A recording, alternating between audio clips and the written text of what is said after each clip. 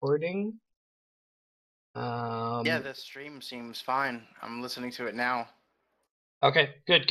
Listen when it gets to the part with your voice in about 30 seconds, and see if we sound about the same volume. Because I didn't change my voice settings, just the recording of other people's. Whoa, I had caps lock on?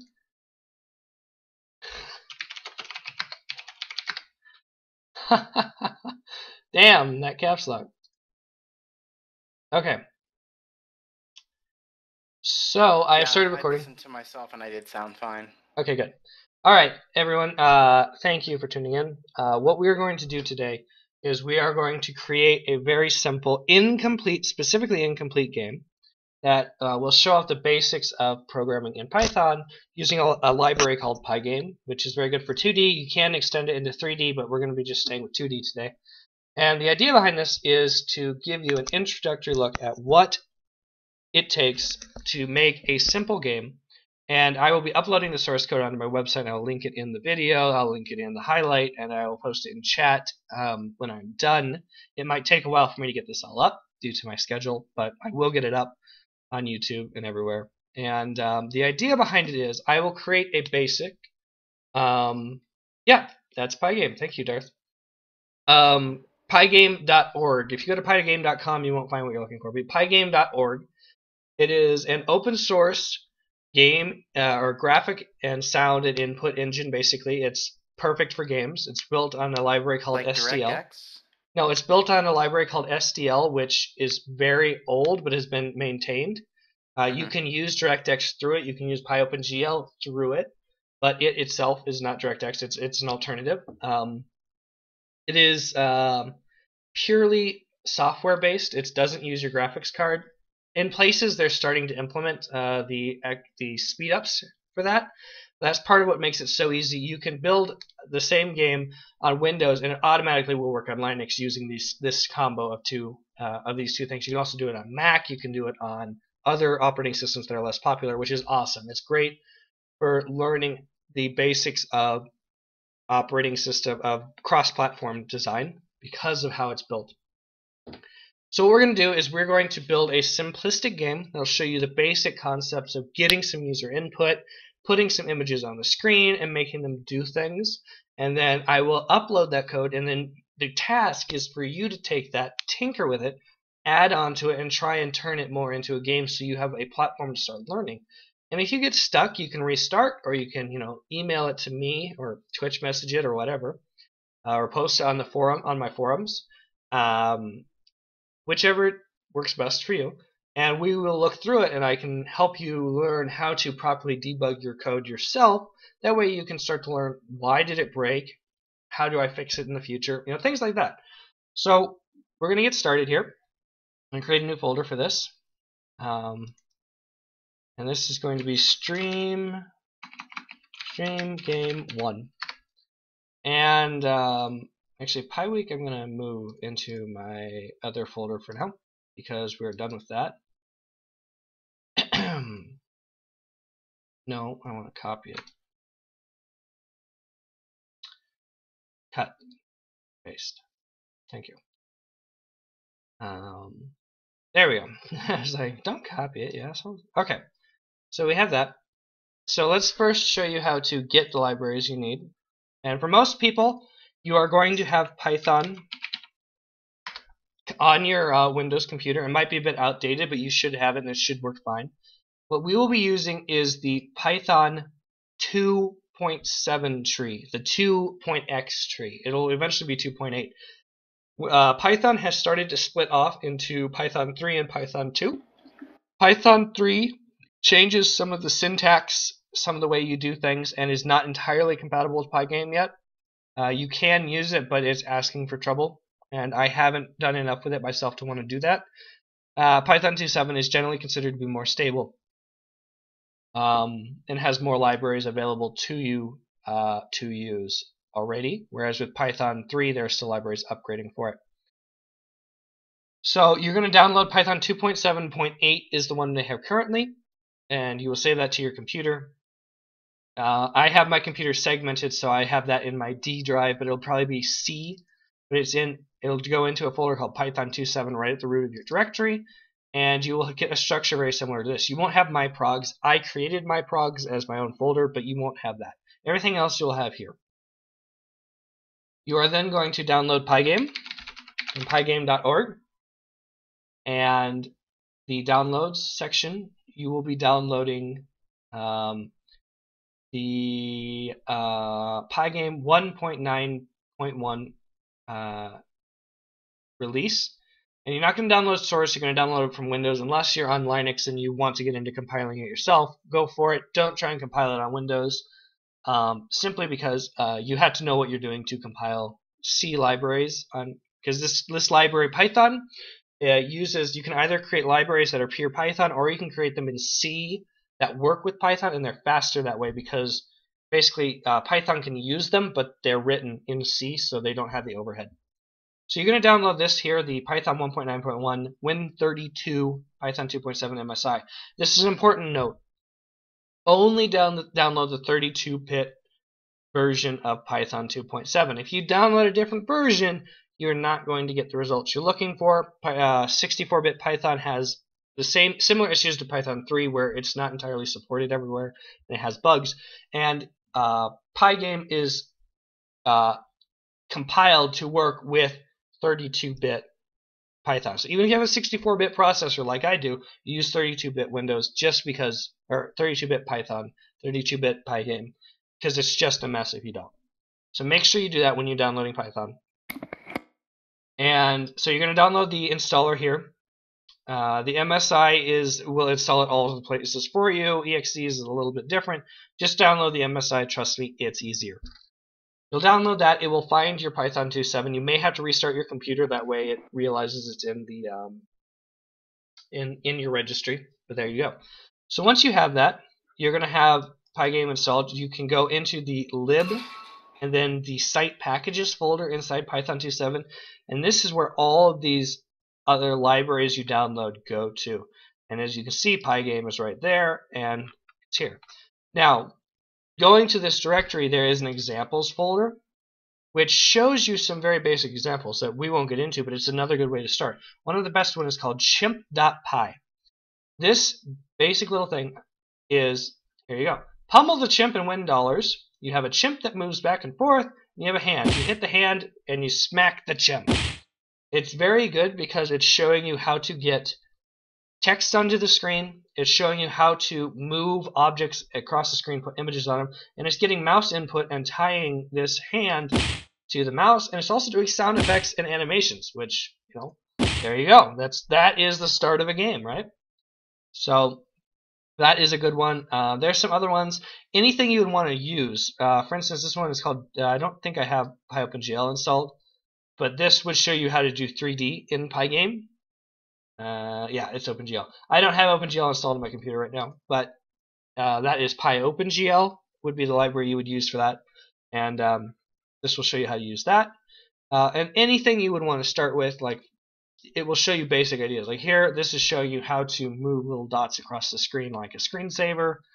Lots of cool demos in here that are useful for learning. Alright, so we have that. We're going to open this up and we are going to start building the game. So when you start building a game, first thing I always like to do is create the directory structure so it's easy to do things later. So we're going to have a data directory. This is where our images, our sound, our levels, anything that's not hard-coded is going to go in here. We are going to have a library, or a lib folder, library. This is where we're going to put our actual code, but right here we're going to have a text document, which is rungame.py. .py means that when you double-click on it, it will run through the Python interpreter. And what this is going to be set up for, this is always the same when you write a game, is what you're going to do is say from lib import main, okay, and main.run game. That's it. That's all this is doing. Now in library, you need to have this folder, this document. Now you can create are sub-libraries in Python. So what you have to do is you have to have a file called init.py. And this is basically creating a class, an object, based out of the file structure. It's hard to explain, but basically what this does is it allows RunGame to import from the library. Now we need a main.py. This is what will run our game. Now, usually what I do is I segment things out. So def run game and print hello world, and there you go. So if I come out here to Streamlib, we're going to edit with this idle because when you're running it before you have your main loop installed, which will keep the program live, it will end after running it. So we run game, it says hello world, and it ends. If I were to do it without doing that, it would just pop up and disappear. So edit with idle is the easiest way to edit it. It looks like crap. You can use other IDEs if you want. I've never needed them. So starting out, maybe just try to stick with idle, but that's up to you. I'm going to be using that for this tutorial. Okay.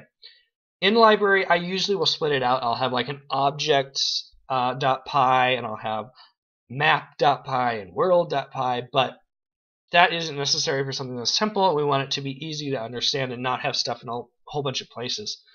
So we're going to import Pygame, and from pygame.locals, we're going to import everything. Import star. We're importing everything from there because that is the easiest way to get import. You can also just, if I want, say, the key left, which would be your left arrow key, I can just do k left because I've imported from locals. You can also reference pygame.locals.key left. But if you start writing that out 5 million times, it gets annoying.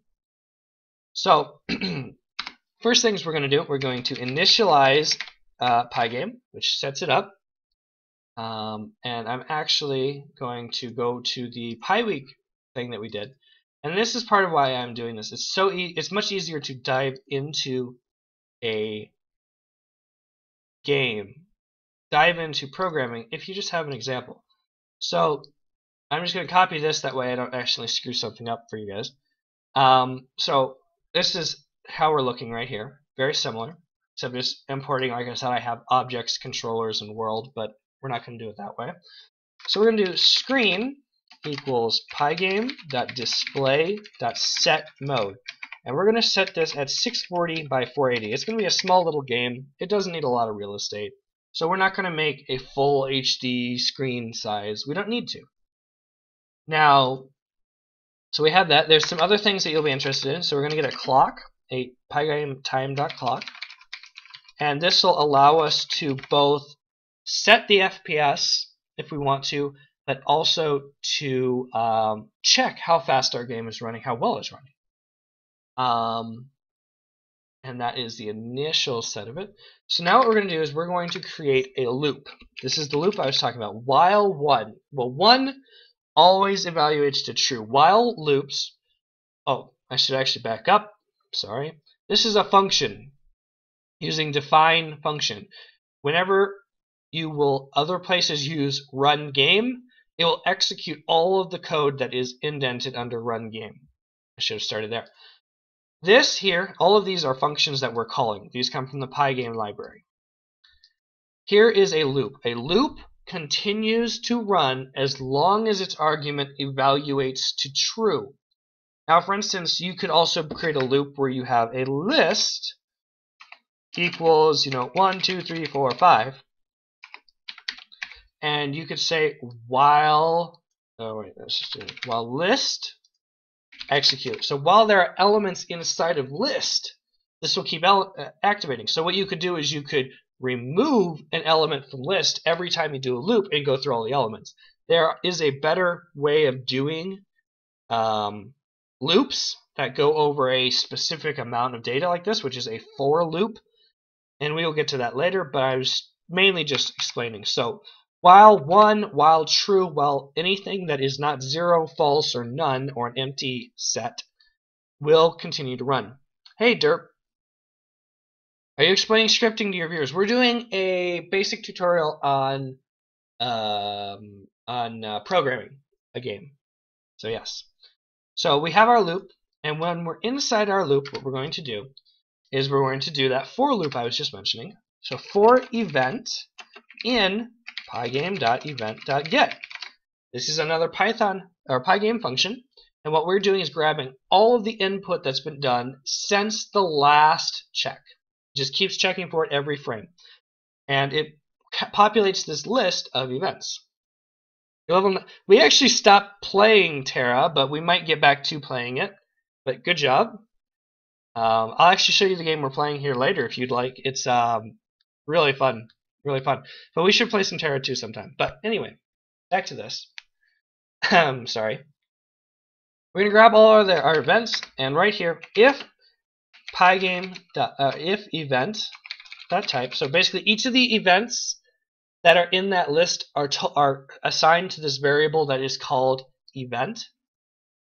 So all events become event as they loop through. So if event.type equals quit, we're going to call pygame.quit, which will shut down our window, and then we're going to break. Break forcibly stops the loop from running. Now we could also create this. We could say running equals true, and then we could say while running, and then we could say running equals false. We could do that as well. You don't need to. That's more lines of code, more things to break, more things to keep track of, so we're not going to, but you can do that as well. Another thing we could do is instead of break, we could use return. And what return does is a function can return a value. For instance, pygame.time.clock is actually an object, but it's similar to a function. This is better. Pygame.event.get is a function, and this function is returning a list of events. So when you call return, our function we're in, which is run game, will return. Why aren't you set to game programming? I don't think. Oh, because that would be playing, and I'm not playing. It just looks funny. Anyway, when you return, it's returning none. I could say return none. It's the same. If you don't put anything, it's returning nothing. And what that will do is just end execution of this function, which by virtue will also end execution of our loop here.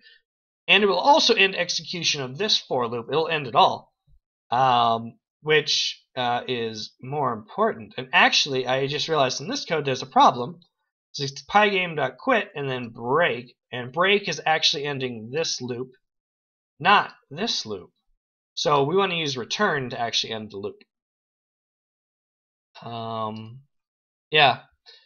So we're going to use return. That's the proper way to do it. Otherwise, what we'd have to do is while running equals 1, blah, blah, blah. And then down here under it, we'd say if not running, break. I'm not going to do it that way. We're going to keep it simple for you guys. Keep it simple. So we have our screen now. And what we're going to do is screen.fill. And we're going to fill it with black background. And then we call pygame.display.flip. So SDL, which is Pygame, Pygame is built on SDL. Pygame works by having one screen active. So like if this here is our game, if this window were our game, there's a screen currently running that is showing what we see. There is another screen which is a copy of the original, which is why we're filling it to clear it out. This screen is the one that you're actually acting on. And then when you call pygame.display.flip, it switches them so that the active one is the old one, and the current one that you are viewing is the one that you had just finished working on. So you call that at the end of your loop. You call this before you start rendering your loop, and it keeps everything nice and pretty. Carbon XTP, thank you for following, man. I appreciate it. All right. So that is the basics. If I save this, we can come back here to our run game, run it, and we now have a blank screen that's doing nothing, and we can quit by pressing the X button. That sends the quit command. Okay. So let's do some stuff, right? So first things first. Oh, I didn't realize that was a thing. Give me a second. Let me change that thing. Oh, sweet. Thank you, dude. I didn't realize that was a thing. That wasn't a thing a few weeks ago because I looked for something like that. Awesome. Thank you, man. I appreciate it. So I got that up now.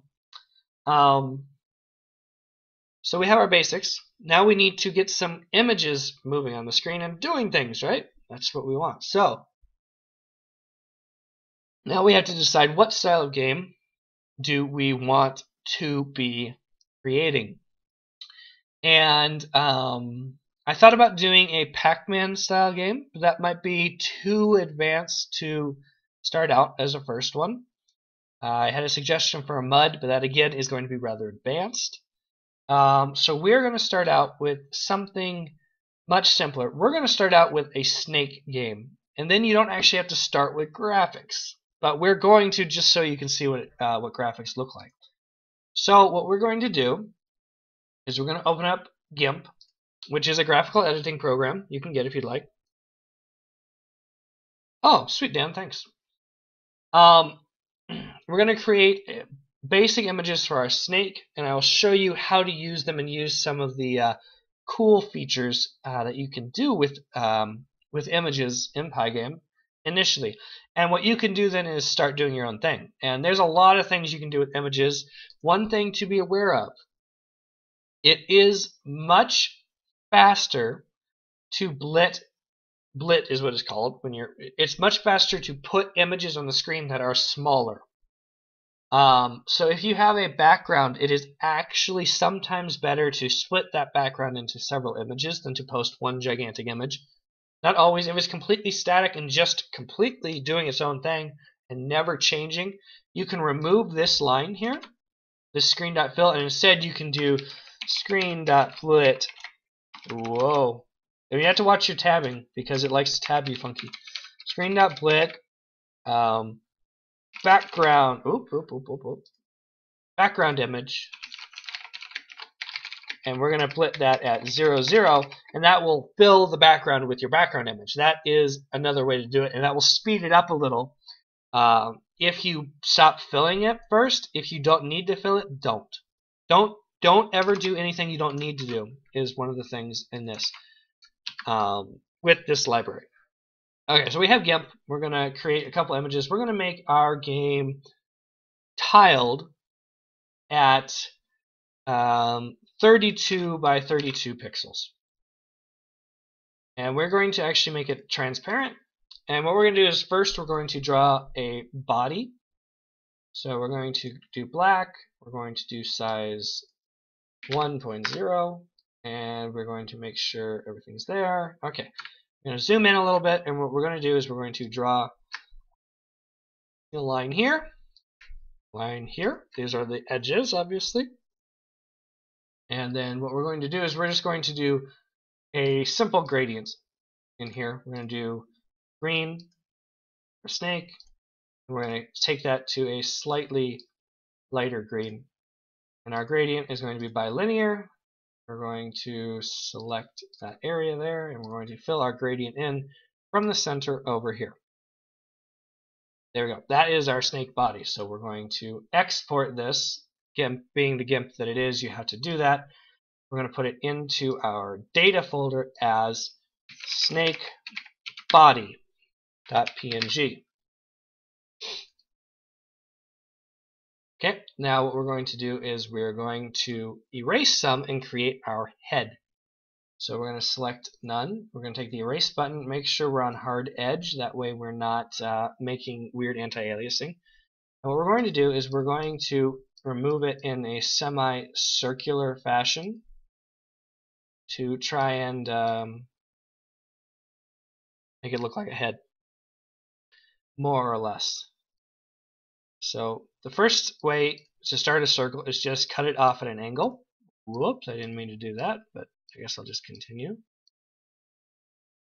Head. And there are faster ways to do this, but I'm just doing it for the sake of explaining. Okay, and then what you want to do on the edges is you just bring those edges in a couple. Hold on, I'm gonna do that. Bring the top edges in, for instance, like 3. Bring this one in 1, and bring this one out 1, 2. And that looks semi-rounded. This is your snake head, basically. So we're going to draw black on it now, and we're going to create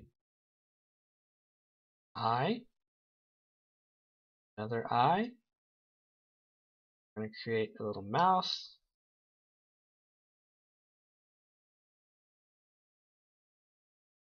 User joined your channel. We're going to get some red here, and we're going to create a little User tongue. left your channel. And we're going to split that tongue out to look like a snake tongue. There you go. You have our snake. So there's our snake head. So we're going to export this now as snake head. And this is pure programmer art. You guys can get better stuff. There are good resources online for open source art. They usually ask you to credit them, so make sure you do so if you use them. If you want to distribute it, if it's just for your own usage, then don't worry about it. But find ones that tell you, hey, you can use this in anything. Just make sure you credit us. Okay. So now what we're going to do is we're going to undo, come up to our undo history, all the way back to the snake body that we had right here. And now we're going to create the snake tail.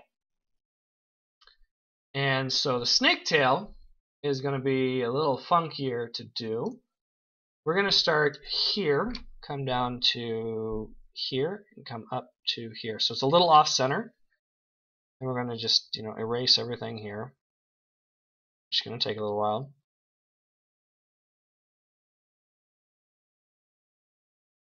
Your graphic design desires are tingling. Yes, the point of this isn't to be a tutorial on graphic design. It's a simple game. If you want to create something better, go for it. Do go for it. But, yeah, no.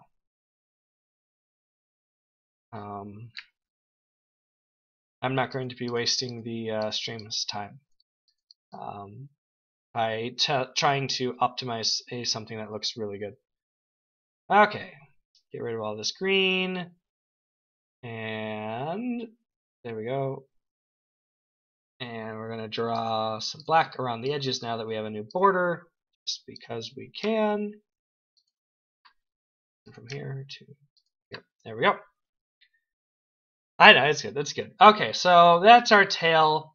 We're not actually going to do anything else. We're just going to say that's a good enough tail. Okay.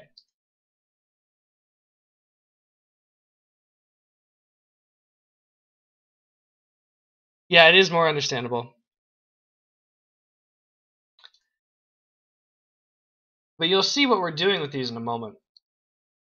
So we close out of GIMP. We now have our data. What we're going to do is we're going to create our objects, okay? So what we're going to have is we have a snake head. So class snake head. A class is an object which has attributes and functions, which are called, oh crap, my brain just farted on me, unfortunately. Basically, they're functions that work inside that class, and they work on the instance of that class. But it is, they're called procedures, I believe. I'm not sure. My brain is hurting. I'm sorry, guys. That's a brain fart. Anyway, so remember init.py that we have in our library? Well, we have an init here for the class. That's our initialization. This is what is called when you create the object.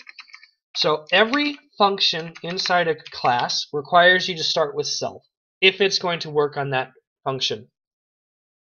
And so self refers to the object. It is a pointer at the object. So when you do a function, it's pointing at it. I'll make this. No, this isn't going to help to make it bigger, really.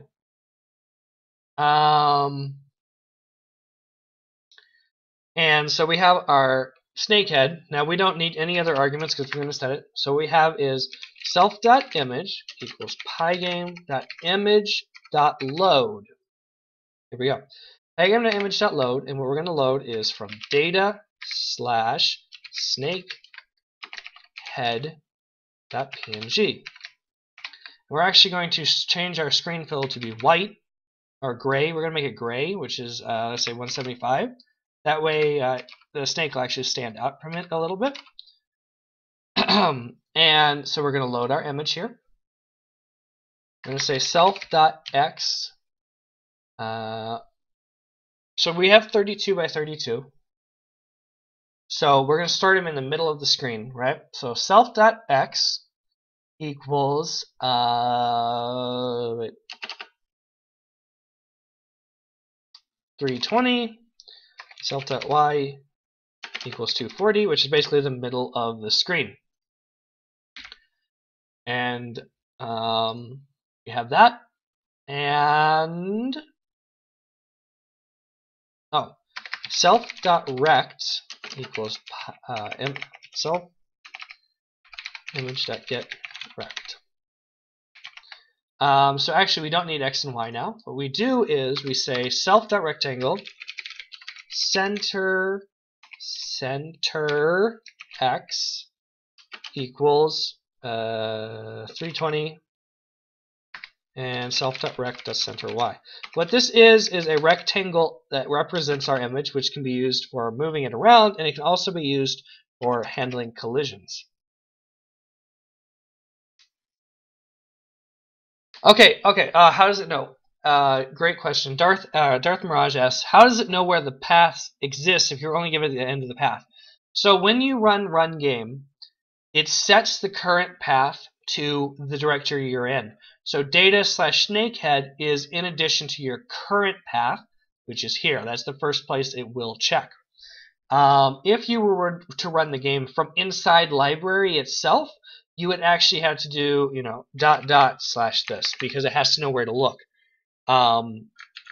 So our data directory is here. For instance, when you are in lib, you can import things that are also in the library in that area with you, but you can get them from other places, but then you have to use the path like you're talking about.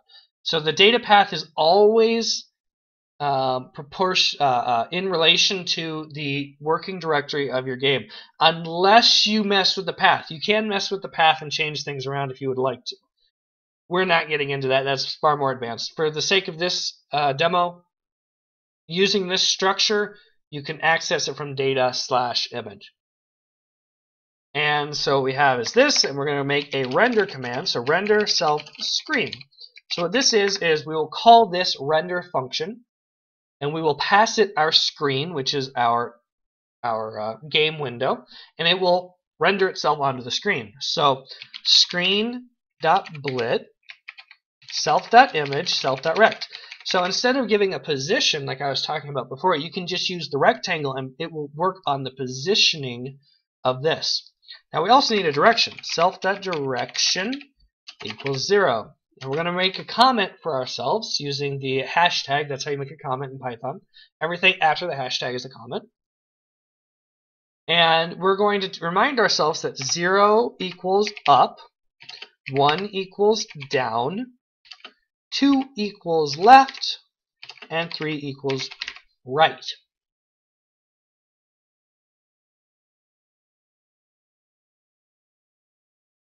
That is not all. Defiant Daniel says, never make absolute paths when programming, never make anything absolute, really always variable based, because if anything changes, it breaks. That is usually the case. That is not always the case. Some environments, it makes sense to make things hard-coded. It can cause problems, but sometimes it is necessary, unfortunately. Oh, talking to Darth there. That's fine. Exactly. The game we're playing, Project Gorgon, is hard-coded to install onto your C drive, even though I've moved all of my documents off of there and don't want it there. This is a perfect example of why you do not use absolute paths, as Daniel was saying.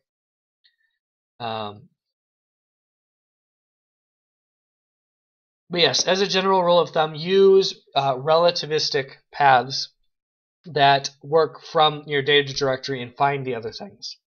Don't use hard-coded paths like C/user/myuser/desktop/this. Don't do that. And no one else can have that same structure, so you don't want to do that in this particular thing. Now, the other thing that we could do, which is probably better, and I'm going to change that, is what we're going to have two directions. Okay? So we're going to have direction 0, 0. We're going to start with going up. So -1, 0. X, y. Oops, I did it wrong. Okay, so one thing you have to realize when you're coding in this sort of position, negative goes up. Top of this, right here, this pixel is 0, 0, and this pixel would be 640 by 480 if our screen were 640 by 480. And so when you want to move your object upwards, you use a negative, or to the left, you use a negative. If you want to move it down, you use a positive. If you don't want it to move, you use 0. So we have an X direction and a Y direction. This is a tuple, is what it's called in Python. It's a group that will not change. And we do want it to change, so we're going to change this into a list. A list allows us to say self.direction 0 equals 1, and that would change our X direction. Okay? So we have our directions now. And what we're going to do is we're going to define update self. Right? Okay. So what we have is self.rect.center. Let me look this up real quick to make sure for you guys. And make sure you use the resources on pygame.org. They are very good, very thorough, very helpful when you look at this. So I'm going to come to the rect, and I am going to rect.centerx. There is no underscore. There we go. Okay, so rect.centerx, what we're going to say is plus equal to self.direction 0 times 5. We want it to move 5 pixels every frame. Or wait, we'll start with 2. We'll speed that up if we need it, right? So we're adding this. Why? Well, because if it's a positive number, we want to add it. If it's a negative number, you add a negative number. It's the same as subtracting. Math is cool, right?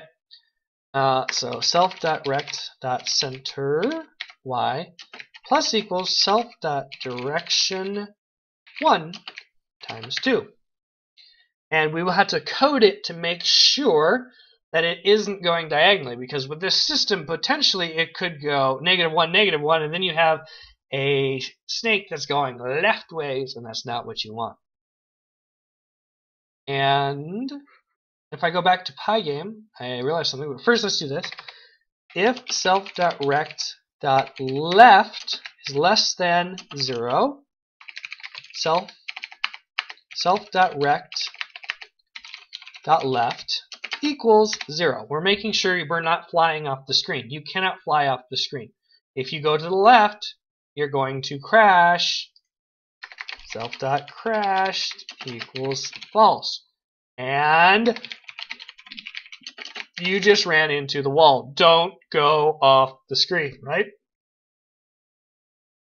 Now, the other thing we could do, which is probably how we will change this, but I'll leave that as an exercise for you guys, is changing this so that you're moving one body parcel, which is 32 pixels, and what you're doing is you're only moving them at set times. And by doing that, you can control where they're at, and you can check if they're on the leftmost and give them time to move. Whereas with this, they're moving in a pixelated fashion, so it's not the same as Snake usually is.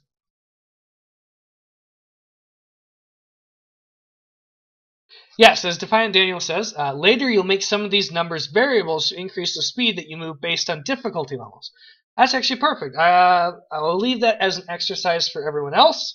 But basically what you could do is self.speed equals 2, and then you can multiply by self.speed. And then when you go up levels, you can increase speed, as he is saying. I am going to leave that out for now, but you can add that if that's how you want to modify the game to play with things. In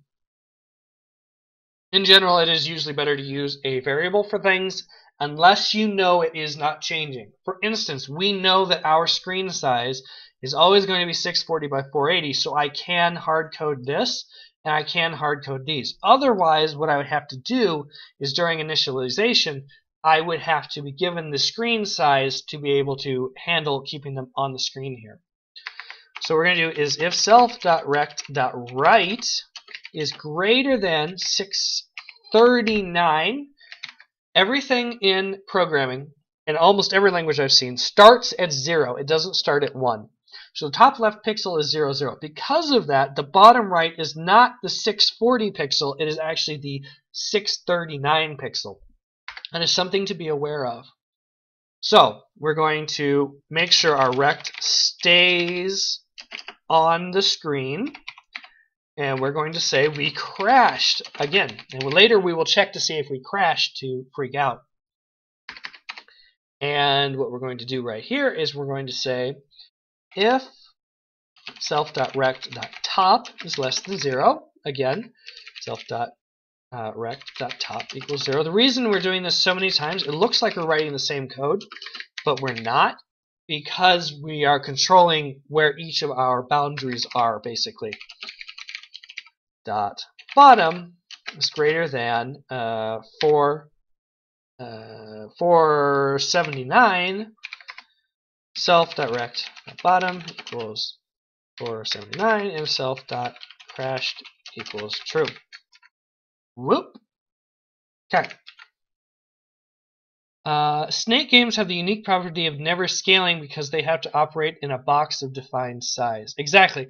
This, I'm not making a true snake game because you can go in parts. You know what I mean? Usually it is a tile-based game and you're moving one tile. That way you have things. We're not doing that. Now you can add that, as I said, and that is an exercise to do, but we're not going to do that initially because that will actually make the code more complex to do it that way and less simplistic to show you. So what we're going to do now is we're going to add a snake head. Snake head equals snake head. We defined this object, and in Python, objects are case sensitive. So what we have is we have two objects that look the same, but they're different. This one is local. This one is global. It is always good to figure out what type of system you want to use and use it. Pygame has some style guides for this. Usually in mine, I make objects camel case, which is the first letter of a word is capitalized since all one word, and make functions use underscores between words, and I use local variables generally as all one word. Doesn't always happen, but yeah.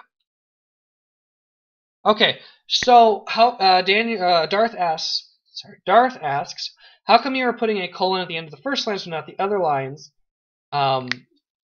In Python, for instance, you don't need to use a semicolon like you do in other languages to end a line. You can use it, but you don't have to. What this means is, in other languages, you will see, if something, do something, and it ends with these brackets.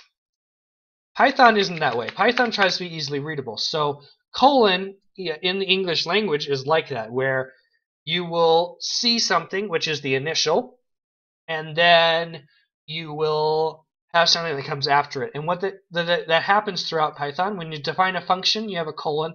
Everything after that colon that is indented is part of that function. In this if conditional, everything after my conditional here that is indented is part of that conditional. So this code only runs if this condition is met. That is how the colon works, or the colon works in Python. So what we're going to do now, we have a snake head, which we are going to initialize. And what we do now is we're going to use our function. So snakehead.update. So we're going to move it, and then snakehead.render on our screen. Boom. And we're going to, we can't fire this up because it doesn't do anything. We're going to run our game and see what happens. Our snake head is up here. Why our snake head is up here, I do not know.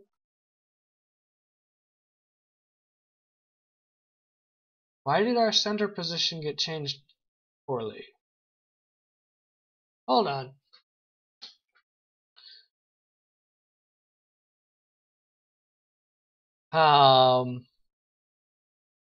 And this is where you start running into bugs. where things do stuff you don't expect. And so as we ran into our first bug, we need to figure out, why is our y not positioned here? Our x is correct, our y position is not correct. Why is that happening? So self.rex.center y, that should be correct. Yes. Let's see. What we're going to do is we're going to say print snakehead dot crashed. Let's see if it says that the snake crashed. Oh, it's moving. It's just moving so fast because we're not limiting our FPS. Let's go back to our clock object that we created. Clock.tick 30. We're going to lock it, or 32. We're going to lock it to 32 frames per second. There we go. Now we're limiting how fast our game can run. And now we see he's moving northward. And he's crashed. So let's add some events to make him move. If event.type equals key down, if event.key equals, we're going to use WASD. So we're going to use KW snakehead.direction equals 0, -1 to move him up. If event.key equals KS snakehead.direction equals 0, 1. If events, well, hey expect event.key equals KA snakehead.direction equals -1, 0. Hold on. Oh, my phone.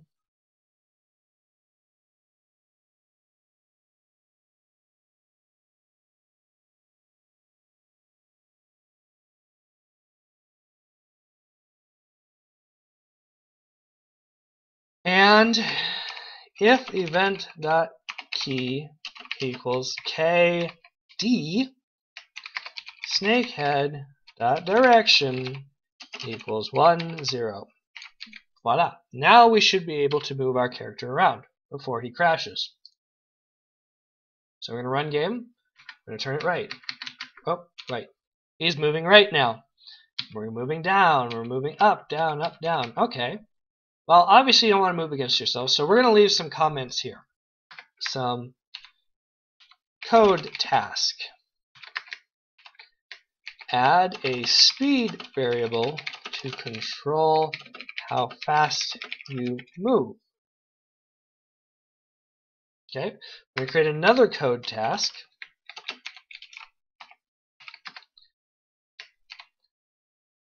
Change movement to move in a to move by tile. So you're moving in increment with a delay, such as traditional snakes. I will let that be a code task for you guys. Right here, we're going to have a code task. Code task. Do not allow opposite movements. If moving up, do not allow to move down until moving right. Yep, that is the next thing. Orientation, rotation of head. I'm going to show that first. That way people can get that. That is exactly what I was moving on to, Daniel. Thank you. I was just putting in these code things for people to see. Code task. Otherwise, I'll forget. These are things that I'm intentionally not doing. That way you have things to add to the code that are directed, and I can help you look at them and work through them. So we had to have the correct images, right? Okay, so this is self.image, right? And self.image up. So we need a image right, left, and down, right? Okay, so self.image down. And what we're going to do now is we're going to go back to the Pygame docs, and right here we're going to go to transform, I believe it is. So Pygame has this transform module, which will take an image and change it. You can flip them, you can scale them, you can rotate them, which is so cool. So this will be uploaded on my website, actually, but basically the same as Pastebin, yes. So the first thing is image down equals pygame.transform.flip self.image up, and we are going to flip it. When we look at the flip command, we don't want it to flip x-wise. We want it to flip, well, we want to flip both x and y, don't we? Okay, so we're going to go 1, 1. We're going to flip it completely. We're mirroring it downwards.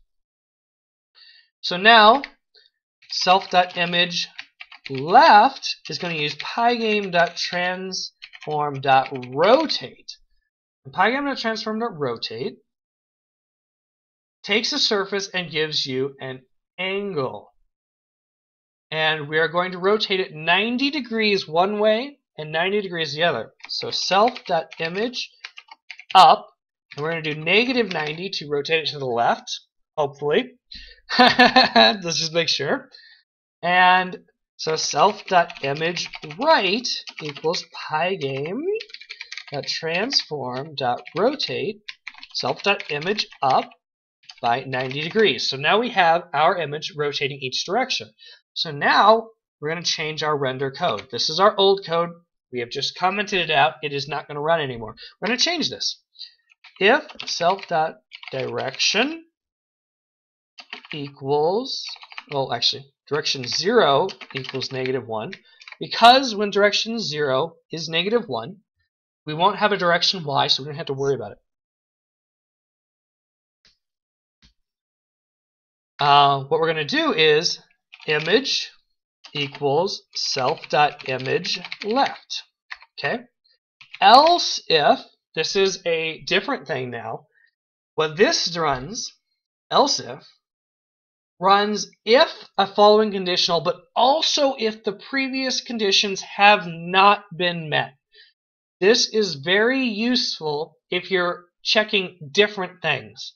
It's not 100% necessary here because if this one fails, it will always fail, and it won't matter for the other ones. But else if is very good. For instance, if you were checking if our direction is this way or if our crashed is true, we want to make sure that they only run in a specific order. So else if is always a useful tool. It checks to make sure the previous condition failed, and then it makes sure that the condition it's supposed to run also works, and you can just keep chaining those down. So if our direction equals 1, image equals self.image right. Okay? Else if, or elif, self.direction, whoa, direction 1. You'll find many of your bugs are from typos, by the way, just so you know. No matter how well you type. Image equals self.image image up, and else. Now we don't actually have to pull this in. There's only 4 possible states. There are only 4 possible states, so because of that, we don't have to worry about it. Everything else is going to go into self or image equals self.image down. Okay, so now our screen is going to be blitted with image instead of self.image, the image we just figured out at self.rect. So now if we run our game, we're going to have our positioning. Oh, we have a bug. We have a bug. This is not good. So we check our bug. It says snakehead object has no attribute image. There is a typo. It's a typo bug, actually. If you look at this right here, where is it? Right here. It's not an underscore, it's a dash. So what it's trying to do is subtract up from self.image, neither of which exists. Yes, I'm planning on doing these more regular, Defiant Daniel. Thank you. I appreciate it. So we're going to change this to an underscore so it properly is the same attribute. And we're going to run it, and now we have a different error. What is our new error? And this is how you fix bugs. You run your code, you wait till it ends, you see what your big red error message is, and you figure out what it is. Snakehead object has no attribute image. Alright, we don't have an image attribute anymore, we have self.image up. So we're just going to use that instead of image. And let's see if it runs now. It runs now. And now, okay, so we messed up our translation, so we're going to change that because we're facing backwards like a bunch of idiots. Okay. Which is kind of funny. And now we are facing the direction that we are moving. And as you notice, this is why there is the programming task. As you can see, instead of moving chunky like chunk, chunk, chunk, chunk, like you normally do with snakes, chunk, chunk, chunk, chunk, we're moving relatively smoothly. This will be a problem when we start trying to get further in because you can, you know what I mean? You can run into yourself very easily and you run out of real estate. So it's not impossible, so we're going to leave the game like this and it'll be a programming thing for you to do. But Egg Swift, yeah, for sure, it'd be so cool to see you do a sort of basic RPG or MMO. Those would take far more time than this. It would be a week-long thing to do something like that, which I'm not opposed to. Something like a mini Pi Week. But that is not in the plans currently. It wouldn't be an MMO. It might be a basic RPG. That would be easier to do. MMO is very difficult because of the multiplayer aspect. Feel my mojo. Thanks for hanging out, man. I appreciate it. Defiant Daniel says, indie game idea, make the snake go backwards. Game is called Special Snake. You could do that if you wanted to. I'm not going to do that, but you can do that as a idea for changing this to learn it. That might be a good idea for someone. So now we have our snake moving. So what do we need to do next? We need to start adding snake segments. How do we add snake segments? Well, there's a couple of ways. First, we could create a new object which is just class snake. And a snake would have a snake head, would have a snake tail, and would have several snake body objects. We could do that. That, I think, would be more complex from a code perspective, so we're not going to. What we're going to do is we are going to create, I'm going to get rid of this since it's old now, we don't need it. We're going to just create our objects for a snake tail and a snake body. So what we're first going to do is create a basic class snake object. Wait, do I need to do that? Yeah, I think that this will be good for you guys to see. So Python, being an object-oriented language, you can import the code from another object as the base for your object. So define init self. We're going to say all of our objects are going to start with these images, but we might change those images. So we're actually going to ignore that. Self.image up equals none. We have no image, right? So we have to have our classes set those. Self.image down equals none. Ooh, that looks a bit funky, doesn't it? Self.image left equals none, and self.image right equals none. We have a rectangle, self.rect equals none. Self.direction equals 0, -1. And we have crashed is specific to snake head. We have render, so we can define that here. So we'll take that. So we won't need that here now. Now the update is going to be unique for each object. Pardon me, I'm getting some hiccups here.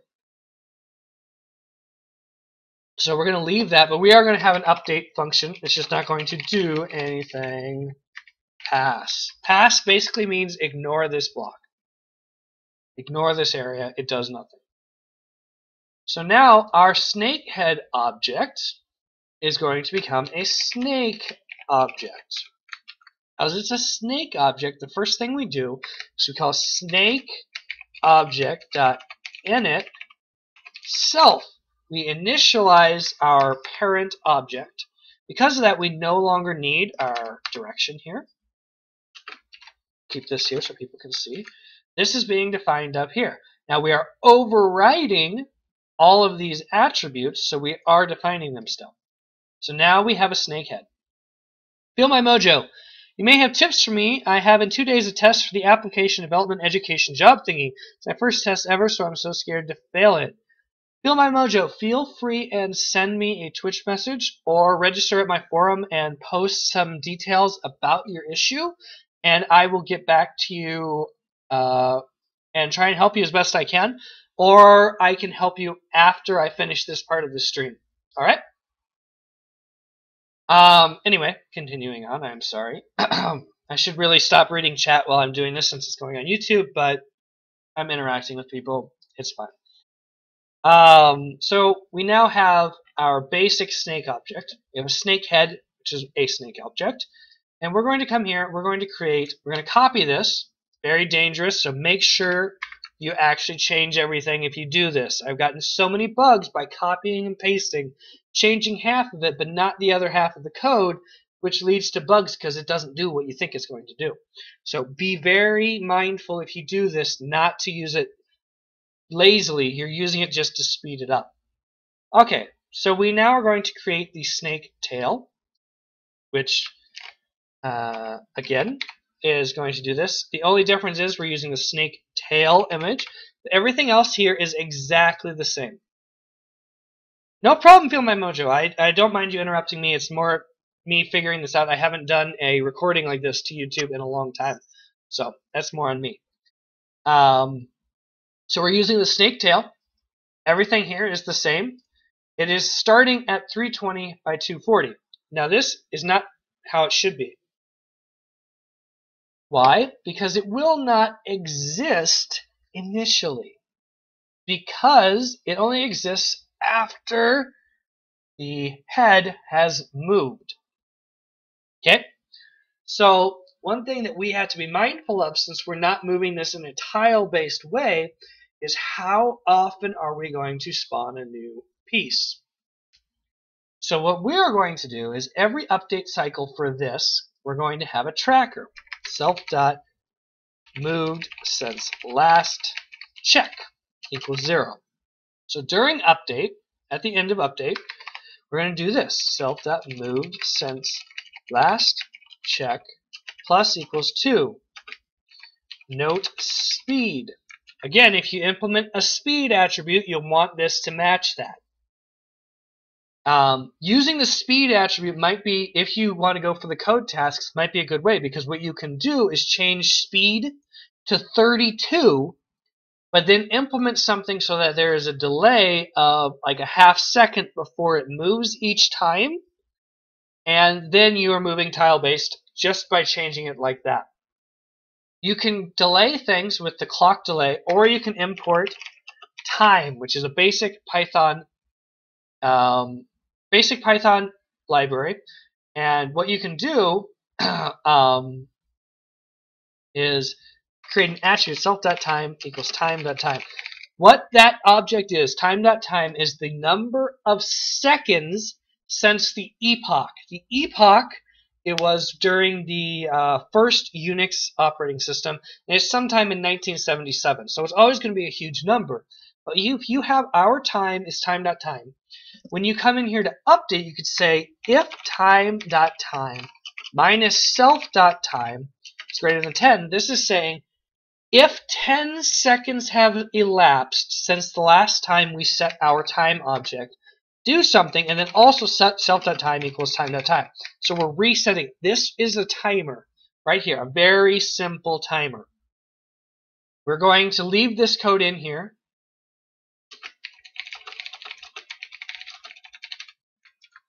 This is left in here for your benefit, because otherwise you may not know where the time is. This code right here, this update code, is not being used in our object right now, because what you would have to do is call snake object.update self to use this code. Thank you for following Feel My Mojo. I appreciate it.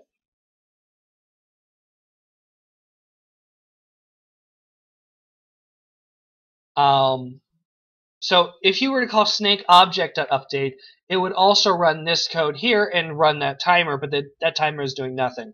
You can implement that timer here. So for instance, you could take this code and say if time.time minus self.time, we'll do that. I'll show you exactly what it looks like. Right here. If time.time minus self.time greater than 0.5 every half second, let's say. Then what we do is we make sure our time equals time.time, and this shouldn't be parentheses because it's not calling anything, and it's only updating every half second now. So we will leave that in for right now so I can demonstrate it. I'll show you what that looks like. So now you can see he's only moving forward every half second. If he were moving by 32 chunks, that would work. So what we're going to do is we're just going to change this to 0. And we're just going to leave this in here for you, because this, in combination with speed, will allow you to control it. We also do have a frames per second that we have capped right here at 32.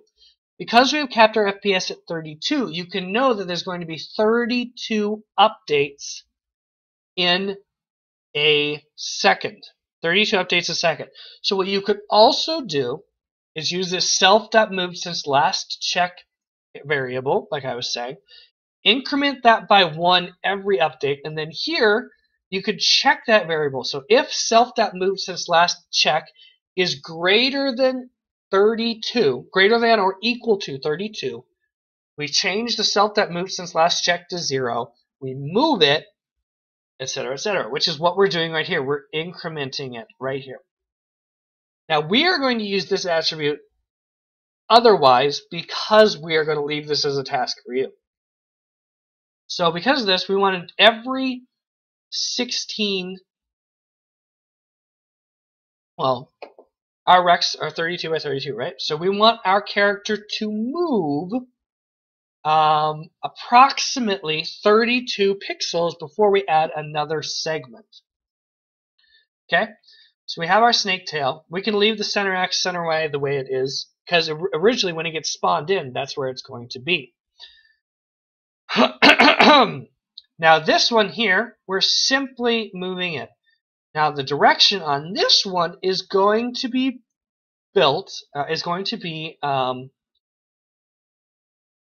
based on the head. So we're going to have to submit the snake head as we're updating.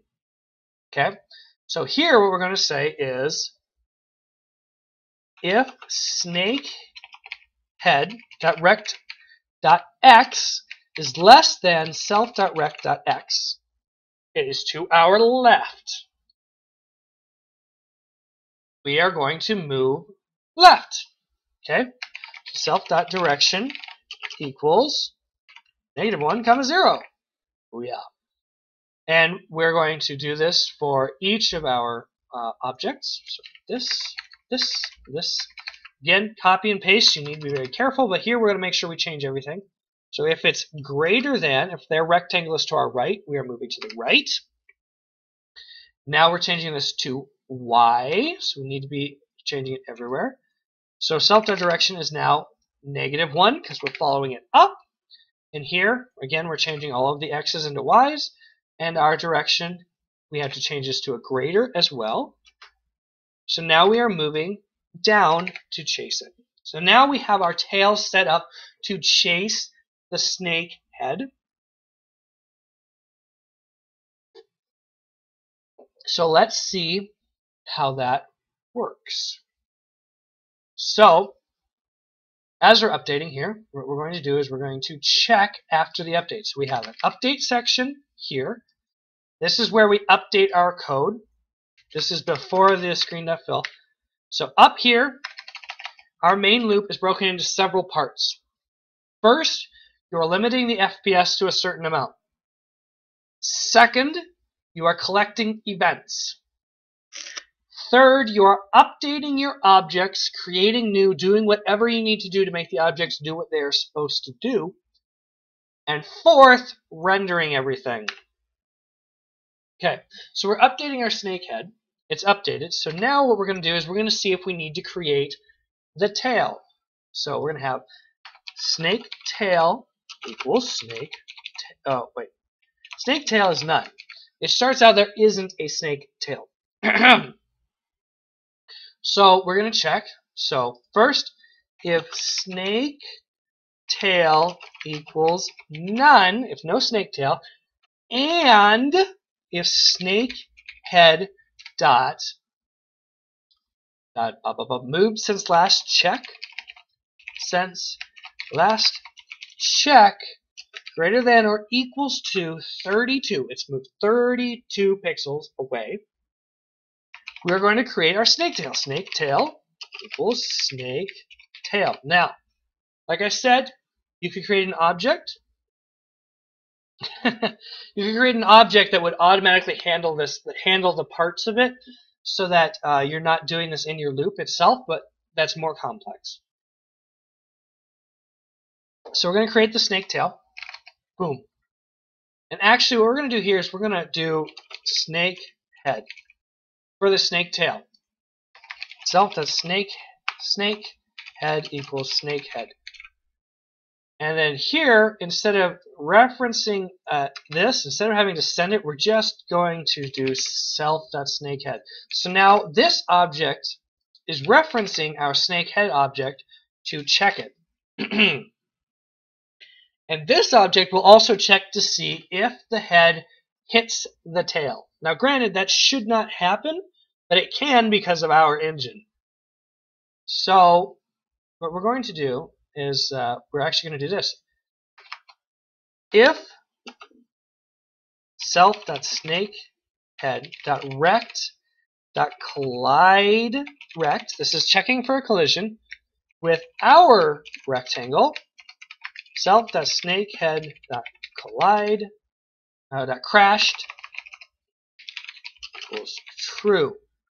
So we're going to come to the snakehead update, and we're going to say if self.crashed return.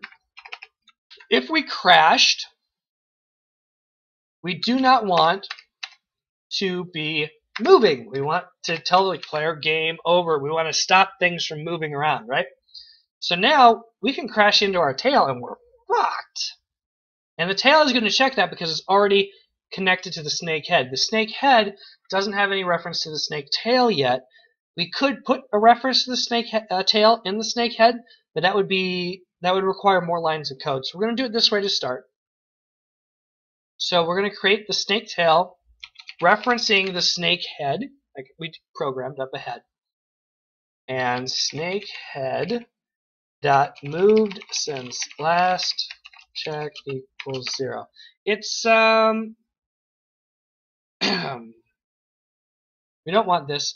What we're going to do is we're going to actually control that here, and then you can use this later.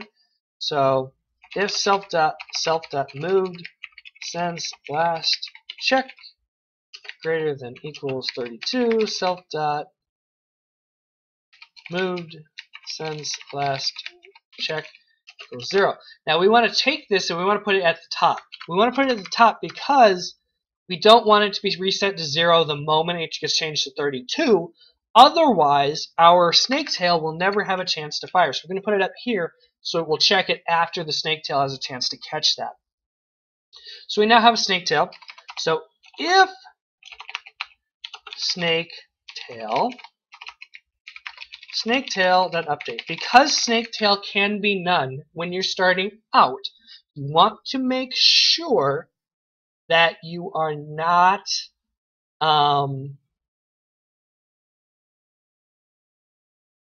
that you are not that you are not trying to update it if it's none, because none won't update. So again, right here, if snaketail.render to screen. So let's see what this looks like. Let's see if this works. Not here. See if this works. And now we have a tail that has moved on. Why is this happening? Well, it's because we have this code here controlling how fast we move the head. So we're going to remove that code, or actually, we'll just add the code here.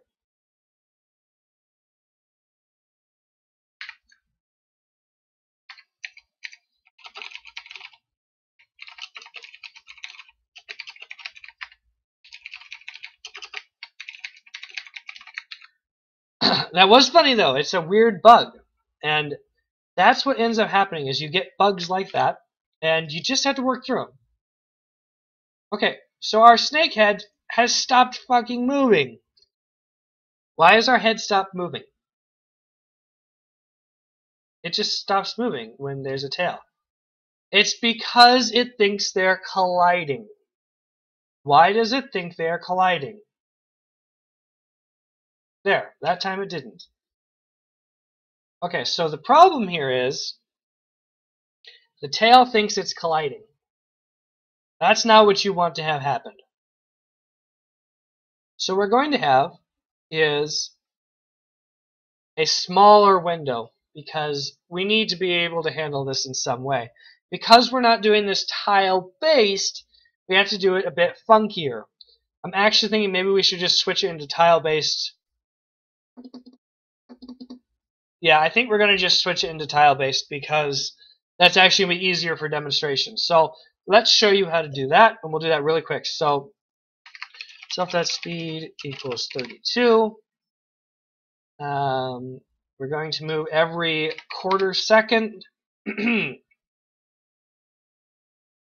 don't need to worry about this self.move/check thing anymore. We don't need this because that's not how we're going to handle it anymore. So be aware of that. So we're going to multiply this times self.speed at 0.25. And so let's update the let's get rid of the snake tail for just now, and let's see if this works just doing tile based. Okay, that's a little bit fast. That is a little bit fast. We don't want it to be quite that fast. So we're going to slow it down. We're going to make it a half second. We're going to make this easy on people starting out, right? All right. So he's now moving. And usually with snakes, you'll have smaller things. That way it's not such a gigantic jump, but it's there. Okay, so every time it moves, it's doing something. So what we're going to do is we're going to return true when we moved and false when we didn't move. So if we didn't move, we're going to return false. Now we want to create our snake tail. Now again, our snake tail has to work the same way.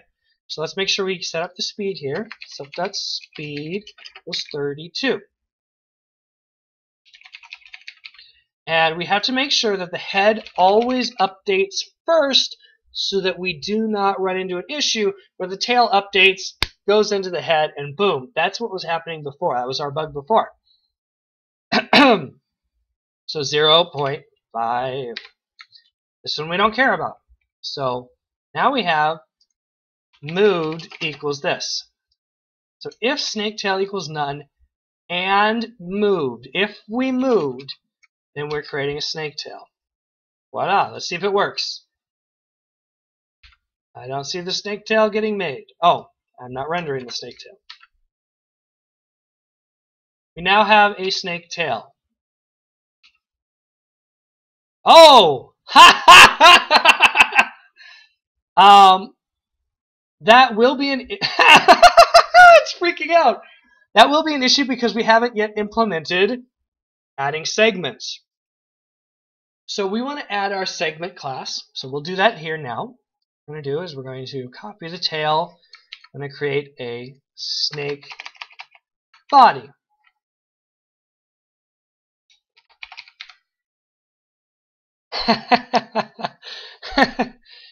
Okay, so we have, I think I called it snake body. Yes, it is snake body.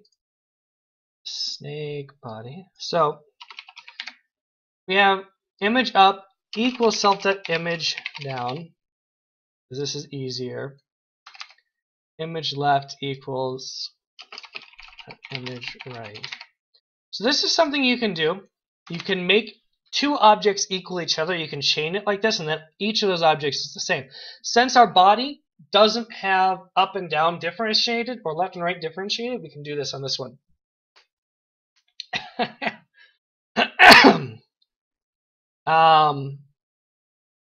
Dun, dun, dun, dun. So what we have to do when we create the body is we have to say parent. And we're going to change the head to be parent as well, because the parent is going to change. But we also want the snake head as well.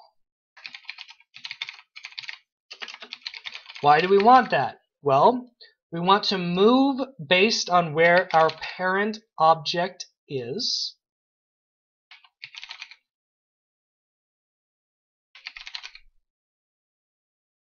Or where our parent object was last. That is what we want to do. So our object is going to have a last position equals self.rect.center. This is both x and y. So when we move, we're going to put in self.lastPosition, self.rect.center. What this means is when we spawn new shit in, it is going to fill in that last position, shift everything else back. So we need this for everything here, so let's add that real quick.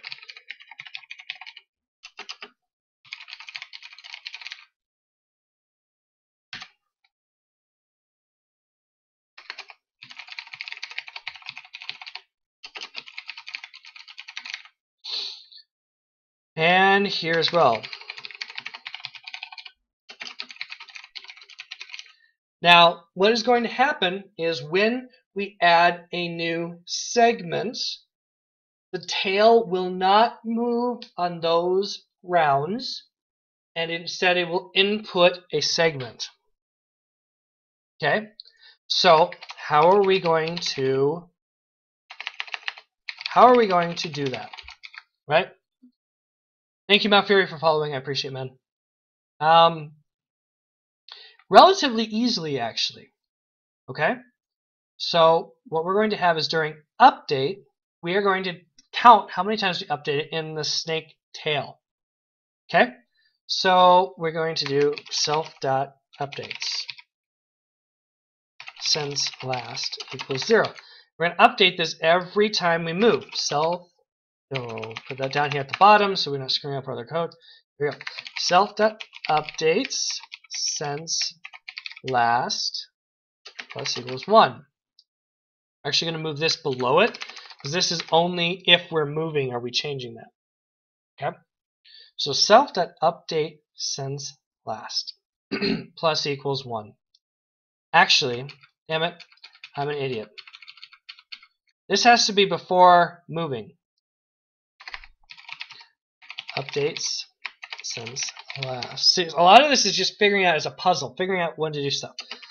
So we're going to say every 3 updates, we're going to add a new section. If self.updates since last is greater than or equals to 3, we're going to return true. Otherwise, we're going to return false. Why are we doing this? What we're saying is we are going to skip moving on this frame. So we still want to check our collide rect. But we're not moving. Okay, so we're going to use this code here as well to make sure that we check for a collision even if we're not moving the tail. Otherwise, it won't check that collision. Otherwise, we want the collision to check after we move. That way, we're not hitting a ghost of the tail.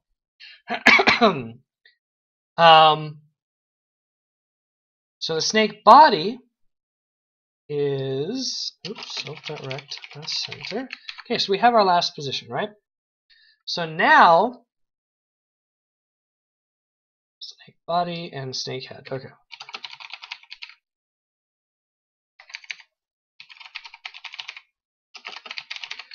And I need to change this here. So we have two objects we're watching. We have our parent object, and we have the snakehead core object that we are tracking. And so we are changing around which ones are parents of what. So when we create a snake body object, what happens is its parent will be what the snake tail's parent is, and snake tail's parent will become this new object. So we're going to do snake body, snake body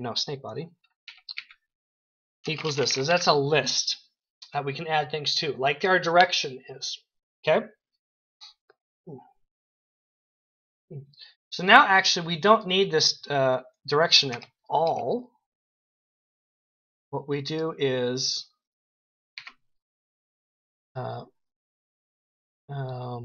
yeah, if anyone has questions, feel free to ask. So self.rect.center equals self.parent.last position.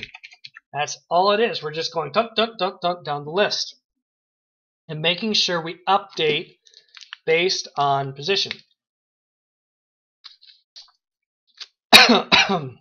And that is also true for this. We do not any longer need this code. We don't need this. All we're doing is self.rect.center equals self.parent.last position. You just joined us, you're trying to catch up. Yes, I will be uploading this onto YouTube, and I'll be uploading the code on my website, so you will be able to catch up later on. All right. So now the only thing that's really moving, the only thing that cares about speed, is the snake head. We don't need to worry about it with these other objects, which has suddenly made our code much simpler, if you notice. All we're doing is checking where our last position is.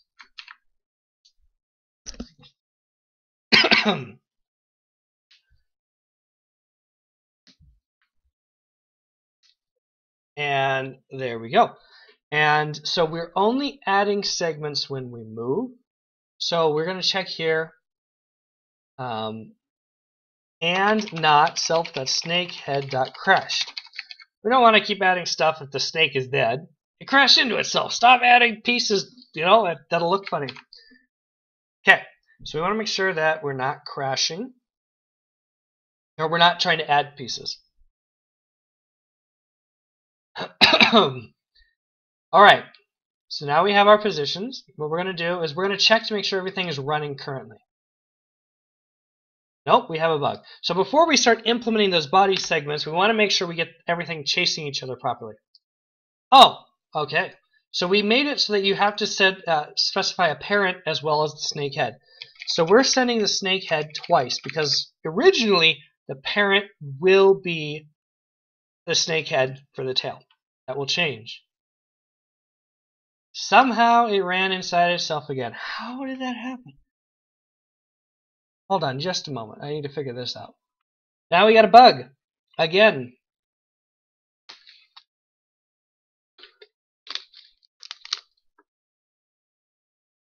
Oh, here's the reason right here.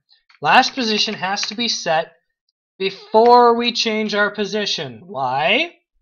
Because if we set it after, then last position becomes current position. Ha ha ha ha ha ha. That right there is why we were colliding earlier, actually. Let's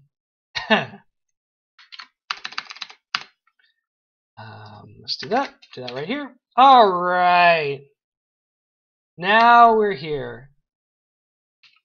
Now, for some reason, okay, so now we need to change which image we're using based on our direction, which means we actually need that code that we erased, because that direction is not necessarily being used. Can I increase the window of the code and also the font size? I can. A little bit. Let me see. Control. Give me a second.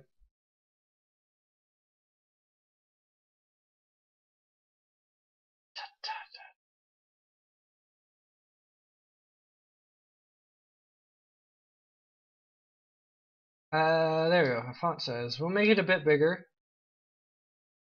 Here we go. Here we go. I'm sorry. That would have been much useful.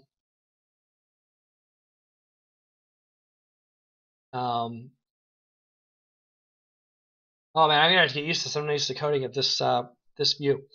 Okay, so what we have to do is come down to the tail and the body objects, and what we'll see if self.parent.direction 0 equals -1 image. Oh wait, that's for render. Oh.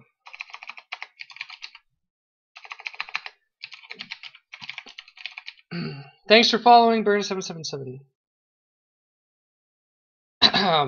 Self.direction. Oh wait. What if we track the last direction from the snakehead? Okay. So what we're gonna do is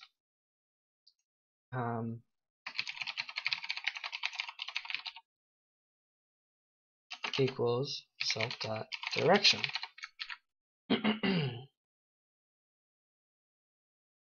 What we're going to do is do this. That way, when we change our direction, it's not going to change last direction.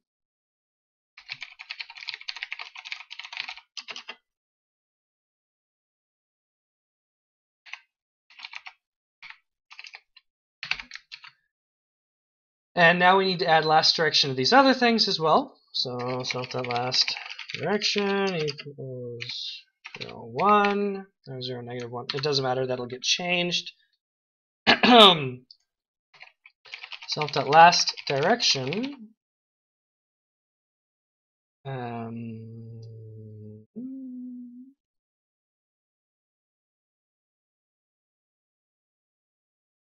Hold on. My brain. Oh, my brain. Give me a second, guys.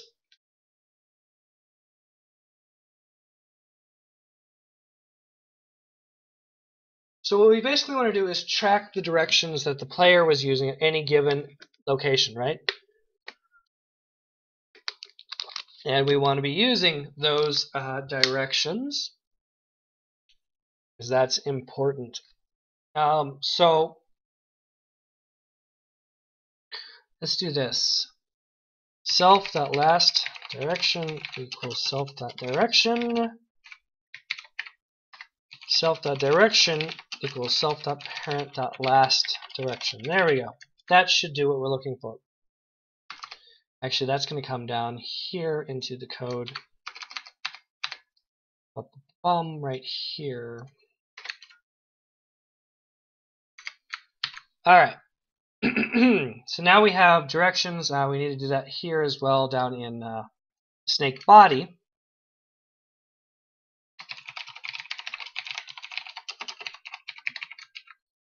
And when we're updating, right here.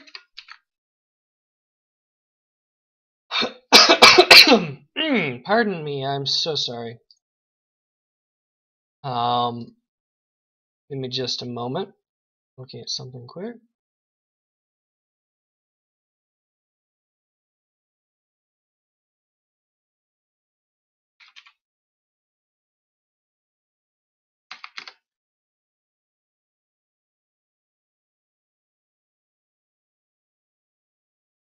Wow, I should do these more often. I was actually getting a lot of viewers more than normal. So thank everyone for tuning in. Again, this will be on my YouTube. This will be on my website. You'll be able to download the code and mess with it. I'm leaving specific things for you to do as tasks in the code. So we're going to remove this code task because we're actually doing it. But, you know. If brain equals broke, drink water. That is indeed true. Okay. So let's see if that works. Just doing that. Yep, that seems to be working. So now the tail is following after us. Now we need to start adding in body segments. So, hold on just a moment. Just Daniel, write this down. The time for loot. We have over 20 viewers in this channel currently. I need to update my bot to tell me exactly how many. I was just checking the thing. We actually have quite a few viewers in here. Loot was going to do a giveaway in the stream once we hit over 20 viewers. So anyone who would like to be a part of that giveaway, it is a free game. I'm not sure which game it will be. Please type the number 1 into chat. I will collect the list of names, and whichever one of you wins, I will message you the details, and I will let Loot know to send you a free game. So please, if you're interested in getting a free game, and as an appreciation of you hanging out, please type the number 1 into chat, and you will be entered for a giveaway. Continuing with where we are now going to start adding the snake body segments. So, right here, if we have a snake tail, add segment equals update. That's what we were controlling. It's going to control whether or not we get the update.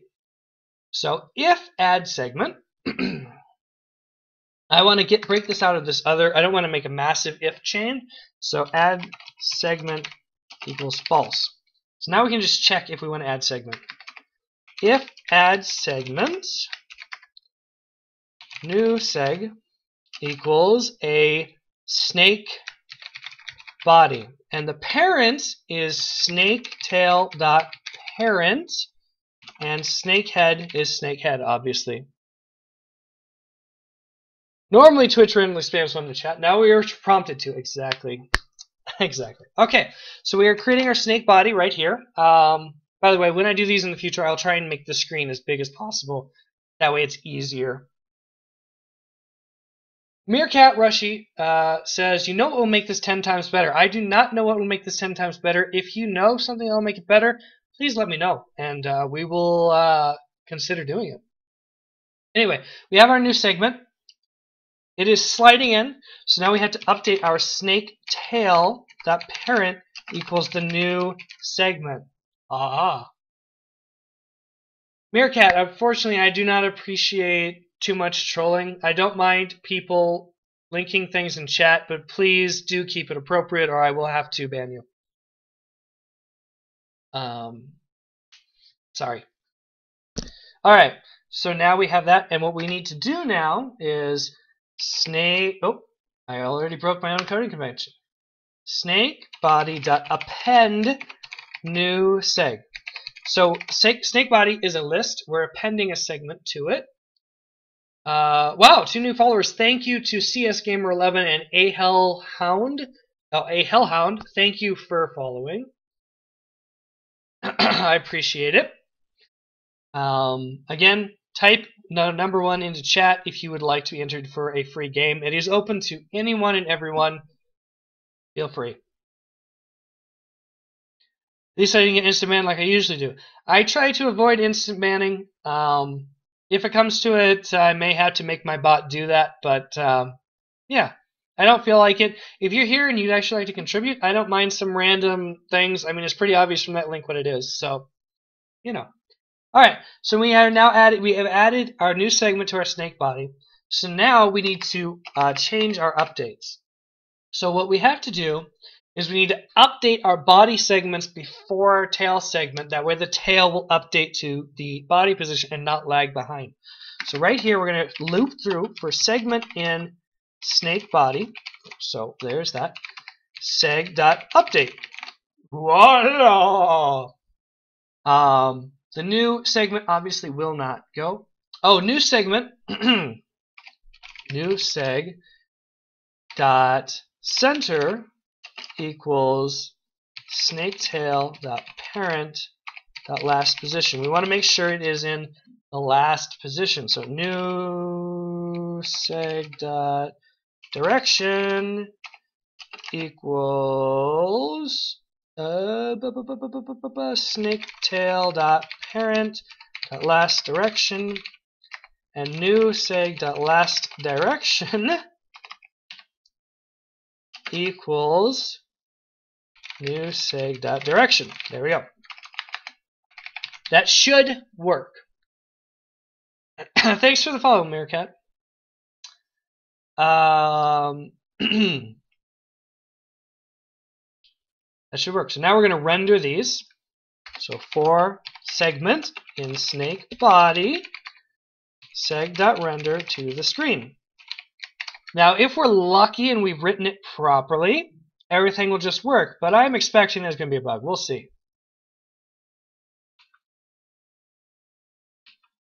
Well, it's not adding segments.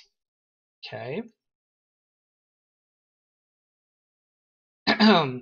Okay, so let's look at our snake tail update. Something's not working properly in the tail.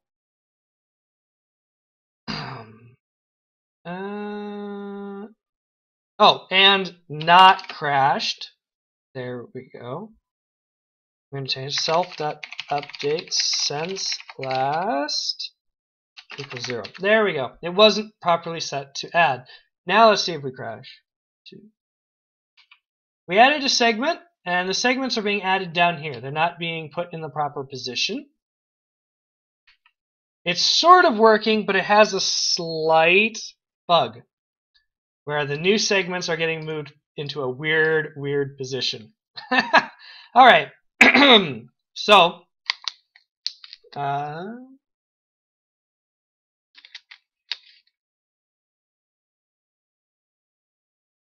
oh, here we go. New seg.last position equals snake tail dot rect.center.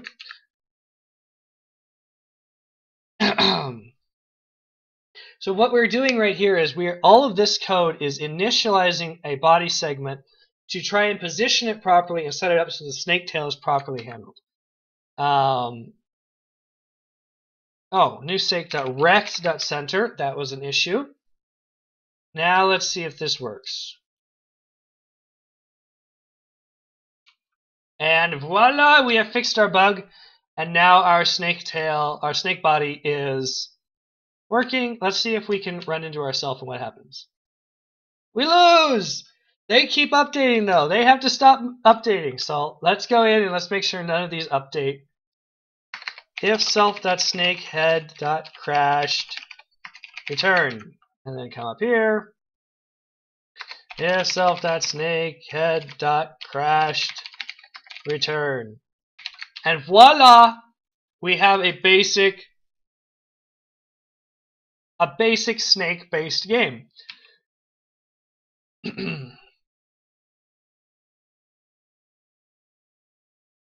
And we crashed, and here's a problem. We crash, and everything doesn't update one final time, so your head gets dismembered when you crash. Though that kind of makes sense, so we'll leave it. I'll leave that as a to-do for the body. As a code task. Make sure body and tail update one last time after crashing. That way head does not pop off. There you go. That is something you guys can work on with this code to try and make it better. Now there are a couple things we can do. I'm going to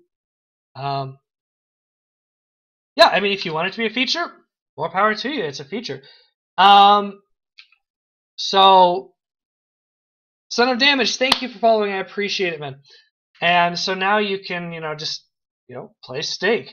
So what we're going to do is we're going to create, I'm going to show you how to use a font real quick.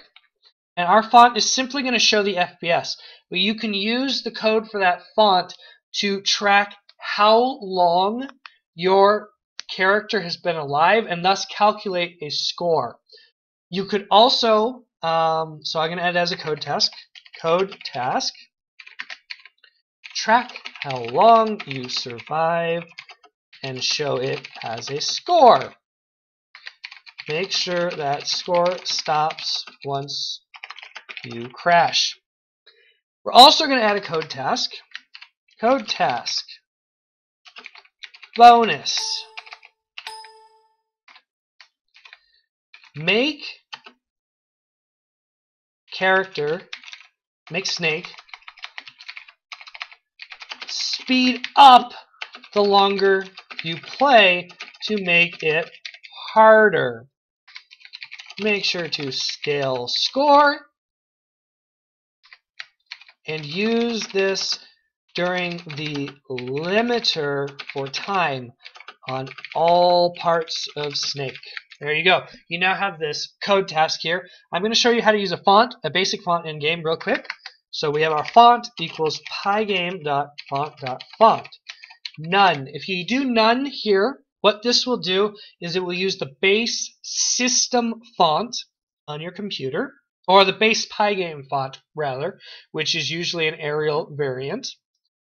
And we're going to make this 32 font size. Now you can also put in here, you can have a true type font, you can put that in your data, and you can load that the same way as an image here, and you can put a custom font. Busy Child, thank you for following, I appreciate it. That's pretty. Alright, so we have our font, and now we're going to render some text. So in our render phase, what we're going to do is we're going to do this. So we're going to have screen.blit font.render. So we're going to render from our font. We're going to render some text. And what we're going to do is we're going to do a string. We're going to say FPS blank %s. %s will format an argument, a variable, into this string for display. So we're going to put a percent here. Oops. Percent clock.get FPS. Boom. There's that. And we're rendering this. Let me go to the Pygame docs and show you real quick here with the pygame.font. And font.render. You can anti-alias it, so we will. You can put a color and you can put a background. We don't want a background. So we're going to put this one. We're going to anti-alias it. We're going to make it red. So we're going to do 255.00. That's red. And we're going to do none. We do not want a background. There. And we're going to put this in the top left of the screen. That's the simplest place to put it. Boom. That should work. And we should now see our FPS in game. But I messed something up. What did I mess up? Invalid. Oh, just leave this blank if you don't want a background. Don't be an idiot like me and try and get cheeky. I just got cheeky. You know. Here we go. There's our FPS. Okay, so our FPS you can see is a weird number. It's not. It's a pixelated. So what we're going to do is we're going to change this into an integer, or we're going to cast it, which keeps it at a specific. We will play Project Gorgon here in a bit. We're wrapping this up. Patchmaster, thanks for asking. So we're going to run, and there is our FPS. Here is our game. If we head up to that side of things, we're going to come over here real quick. Let's see what happens. And as you can see, it's rendering on top of our snake. You can add a score this way. You can add anything this way, and it works relatively easily. Oh, here's an issue. 480 is not a multiple of 32. Because of that, you run into the edge of the screen when you think you're safe. That will be a code thing. Where is this? Code task. Make height a multiple of 32 and make sure to scale that to change that where needed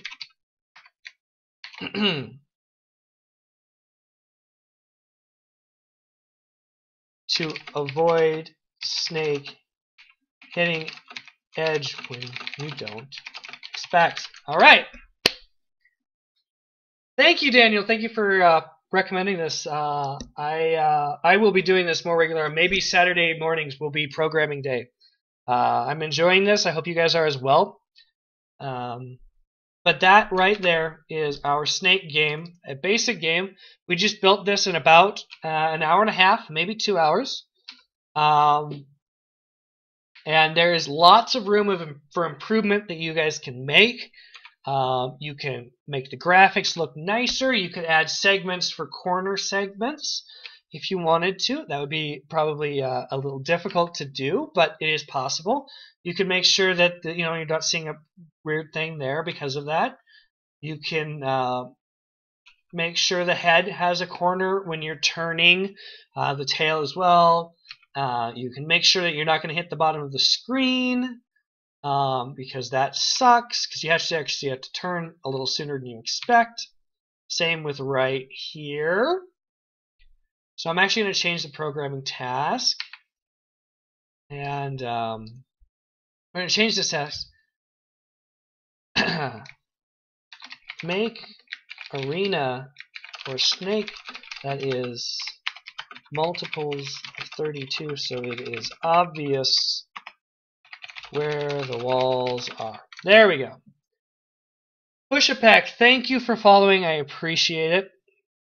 So we are basically done with this. I will again have this on YouTube. I will share the link in the description below to download this, to mess with it, and you can update it. Use my forum at ajaxvm.com/forum. Sign up. Show me what you do with this, or ask if you get stuck, or you can message me on Twitch, message me on YouTube. If you get stuck, I will be more than happy to help you out.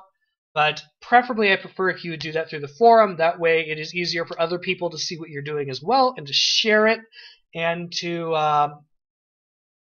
help just help each other start to learn this stuff.